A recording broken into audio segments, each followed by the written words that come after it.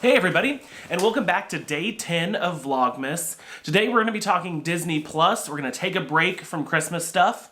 And so we have Christmas stuff later in the month when it's more towards Christmas. Today we're going to be talking Disney Plus. Yeah. If you are on the fence about getting Disney Plus, this is going to be kind of our review. We are obviously not getting paid by anyone to talk about Disney Plus. We paid for it. Disney Plus sponsor us. We bought the 3-year subscription they were offering at the beginning of fall. I forget how much it was. Yeah, so a couple months ago, it was right after the Disney fan club annual meeting thing. They did a limited special where if you joined the free tier of the Disney fan club, that you got this 3-year introductory price. I think it comes out we're paying like $4 a month for it. Yeah, I think it is now $6.99. Yes, I think so. And it also comes, we already had Hulu, but it comes with Hulu and something from ESPN. Yeah, there's a lot of different packages you can get that kind of spread out the cost, and you get a bunch of different things. Yeah. So it just depends on where you get it from. I know a lot of phone companies are doing Disney Plus. Verizon. Yeah. But, my first impression was I was worried about it, honestly. I was worried that it wasn't going to be an easy interface. We have all of the streaming services. So we have Amazon Prime, we have Hulu, we have Netflix, and I'm sure Amazon Prime has incredible things on it, but I find it really hard to use or to find anything on.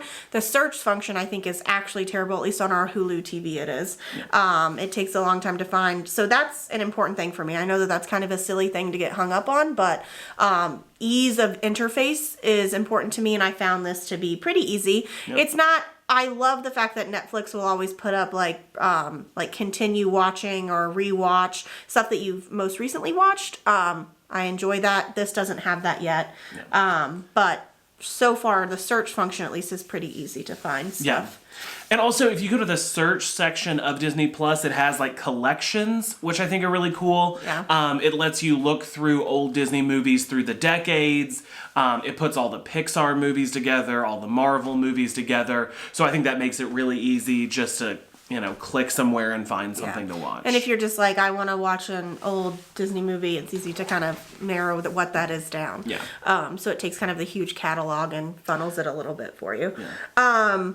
I guess 3 reasons that we kind of think that it's worth the money are going to be 3 of the originals that we have watched and really enjoy. If you watched our Christmas movies, our favorite Christmas movies, number 3 I think will be pretty easy to kind of, at least for me, it's worth the $4.99 a month. But Noelle with Anna Kendrick and Bill Hader, I thought was an incredible Christmas movie. It moved up my top 3 list. I thought it met all the criteria, and it's exclusive, so I don't even think you can buy it if you wanted to. No, I don't think so. I think you have to have Disney Plus to watch it.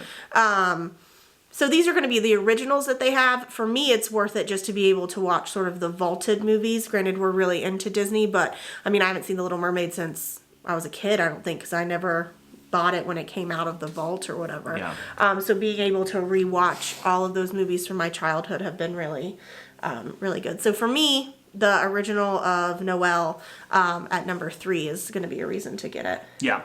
So I think the second best, and this might be controversial because I know the internet loves Baby Yoda, but I think I love Baby Yoda too. I do too. I think the second best original is The Mandalorian. I think as time goes on, it'll probably be the reason that you get Disney Plus. Yeah. It's amazing. It's super good. Yeah. And I think it might be your favorite if you aren't as into Disney as we are. Or not as into Disney parks. Yes. It's great. I think it's going to go somewhere really good. It's going to tell an awesome story. And if you're a Star Wars fan and are going to watch Episode 9 here in a couple weeks, there is a tie-in according to Disney. Yeah. It premieres on Fridays. They're moving it up to a Wednesday before the movie comes out so that you can be caught up. So it's almost going to have... I'm assuming that if you watch the movie and you haven't watched it, they'll fill you in. Yeah, I think it's going to be But there's going to be a tie-in, which I think will be pretty pretty cool that they did an original that's tying into the movie. And it is really good, and maybe it should be number one, but for me, number one is the Imagineering story. It's a documentary on the Disney parks and kind of how the Disney parks have evolved since Walt's sort of original creation of them. And anything Imagineering, I'm all over. So. Yeah, I like the way that they do it. It starts in early documentaries that used to air, I think, on ABC on Sunday nights. So there's some clips from that where Walt himself would talk about the new idea that he had just come up with of Disneyland. And it takes you all the way from before Disneyland was even a thing up until kind of where the parks are today. One thing that I thought is really great about it is that it doesn't only tell you the good things. Yeah. So it's not like it is not in any way an advertisement for the parks. Yeah. It's very much like the real issues that the parks went through, and they admit that they had some pretty big failures. It's actually pretty negative to the CEO Eisner that was there for a while. For like most of the 90s, I think he was there. He opened up the Paris Park and the original DCA. And the documentary is actually pretty negative of some of the decisions he made with the parks. Something that the documentaries don't take into note are any of the movie stuff, which I think Eisner was really known for, kind of the renaissance of Disney movies, Aladdin, Little Mermaid, Mulan, Lion King, all that sort of stuff was his sort of idea. And they don't really talk about that. They talk mostly about the parks. But you get to see how rides were created and came up with, and it's fascinating to me. But again, we're really into Disney parks. We're Disney Vacation Club owners. We go there about 3 times a year. It's how we spend most of our vacation time, if not all of our vacation time. So it may switch for you. You may be more into The Mandalorian. But even absent those 3, there's so much content, I think. National Geographic. I was about to say National Geographic, that Oscar-winning documentary on the guy who climbs mountains without a rope. Free Solo, I think. It is. I've watched it. Sam hasn't watched it. It's crazy. It's amazing. It's super good. But yeah, one thing that I was concerned about is that like there's a lot of movies that you know about and you remember, and it's one of those things that like going into it, I thought Disney Plus would last us, maybe like a year. We watch all of the classic movies that we've watched, and then it's kind of over. But there is so much on it. Yeah. There's just there's stuff we haven't even started to look at yet. So. There's some stuff though that doesn't hold up as well as you remember it. Chip 'n Dale Rescue Rangers. I watched that every single morning before I went to school growing up, and was really excited. And it for me has not held up as well as I remember it. Tailspin's still amazing though. Tailspin, super good. And I will say the new DuckTales is very good. Sam doesn't like it.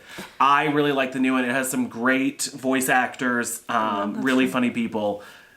You should check it out. It's super good, the new DuckTales. Overall, long-winded story. Yes. We definitely think it's worth it, especially since it's $6.99, and I think you get at least some part of a Hulu subscription with that. I think that it is worth the money if you like any of the things we talked about. If you don't like Star Wars or Disney parks, then maybe it's not for you. Yeah. But or not yet, because there's also Marvel originals coming over the next 2 years. Yeah, so. And they have all the Marvel movies there. That's why you'll find them on streaming services. So, Avengers, Endgame.